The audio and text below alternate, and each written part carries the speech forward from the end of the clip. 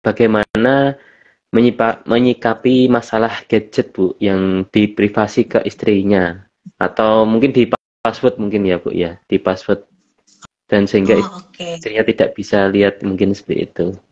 Oke, sebenarnya kalau kalau kita ngomongin kasus, sebenarnya ini customize banget ya, maksudnya kasus per Mm, kasus gitu. Kadang ini mm, saya nggak bisa jawab untuk keseluruhan mm, apa keseluruhan permasalahan terkait gadget. Tapi kalau dari saya sendiri, memang kita kan tadi ya harus ada trust gitu, harus ada trust kita dengan pasangan. Kita harus trust dengan pasangan, pasangan juga harus trust kepada kita gitu, sehingga kita bisa menjalani relasi ini dengan tadi dengan nyaman gitu ya, dengan nyaman, dengan enjoy gitu, sehingga seperti itu gitu. Nah, kalau dari saya tentunya setiap hubungan itu kita dengan anak, kita dengan pasangan memang ada hal-hal yang bersifat privasi gitu ya. Kadang-kadang gini nih kalau kita berhubungan dengan gadget gitu ya. Kalau dari saya sebenarnya memang tidak ada ketentuan bahwa setiap pasangan harus berbagi password dengan pasangannya. Itu tidak ada ketentuan. mm, Tergantung pasangan masing-masing seperti apa mm, gitu. Karena kadang-kadang seperti ini yang banyak muncul permasalahan juga seperti kadang-kadang kita bicara dengan teman kita gitu ya, mm, yang mungkin nggak ada maksud apa-apa gitu ya, tapi karena kebiasaan misalnya waktu SMP ngomongnya tuh juga suka yang saya atau apa gitu ya, kita kita ngomong seperti itu ternyata pasangan kita melihatnya kok gitu sih gitu, akhirnya muncul konflik gitu. Nah ini mungkin sekali terjadi gitu. Atau mm, misalnya bukan kitanya tapi ada WhatsApp group gitu ya, kita diledek-ledekin misalnya gitu dengan seseorang gitu, akhirnya pasangan kita baca itu, pasangan kita jadi apa, jadi emosi gitu kan, jadi akhirnya marah dan muncul konflik gitu. Jadi memang ini harus dibicarakan antara suami dan istri, masalah mm, memberikan password gadget atau enggak gitu. Tapi kalau saya sendiri gitu ya, kalau saya sendiri lebih ke saya nggak suka ngutak-ngatik sebenarnya. Saya nggak suka mm, meriksain gitu ya handphone pasangan gitu ya, email pasangan. Saya nggak suka, nggak melakukan hal-hal itu gitu. Tapi saya cukup lihat dari perilakunya gitu.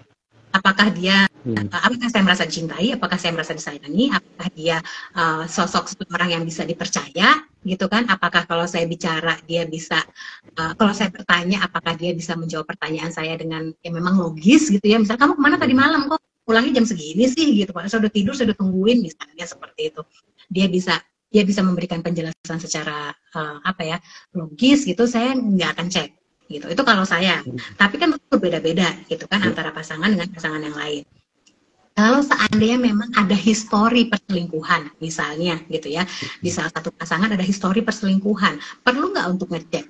Ini tapi tergantung kasus per kasus ya, ini kasus per kasus. Tapi mungkin ada juga yang perlu dicek gitu ya, mm, sehingga kita tahu apakah sudah ada perubahan atau tidak gitu dari pasangan kita gitu, karena ada histori perselingkuhan gitu. Nah ini makanya saya nggak bisa jawab secara secara general gitu, secara umum, karena memang ini sangat kasus kasus per kasus apa namanya penyelesaiannya gitu.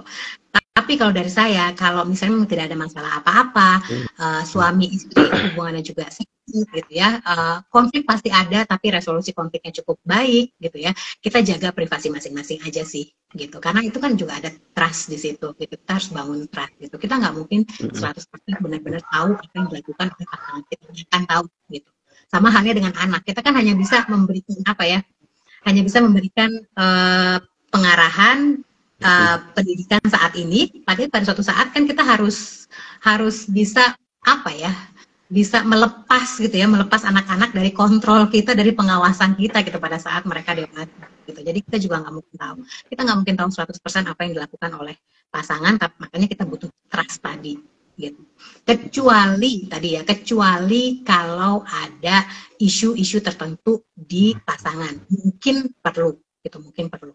mm, Atau satu lagi sih, atau kita suami atau istri punya trauma tertentu di masa lalu gitu, sehingga memang sulit membangun trust gitu. Atau misalnya ada pernikahan orang tuanya misalnya yang terjadi perselingkuhan gitu misalnya gitu, sehingga mungkin bukan suami atau istri kita nggak baik gitu ya, tapi ada trauma masa lalu gitu ya, sehingga kita mm, kayak sulit aja gitu kalau misalnya kita nggak ngecek handphone gitu. Sulit aja gitu kalau kita bisa percaya sama pasangan kita gitu, karena kita punya trauma yang masih menjadi luka yang cukup dalam di diri kita gitu. Nah, kalau itu yang terjadi, tentunya kita harus pemulihan trauma gitu, supaya kita juga mempunyai relasi yang sehat dengan pasangan. Baik, baik, baik. Terima kasih. Jadi memang hal-hal seperti itu memang menjadi kasus-kasus yang perlu diselidiki lebih lanjut lagi ya, terutama dikomunikasikan dengan pasangan, apakah ada trauma atau tidak, itu kan bisa diselidiki lebih lanjut seperti itu.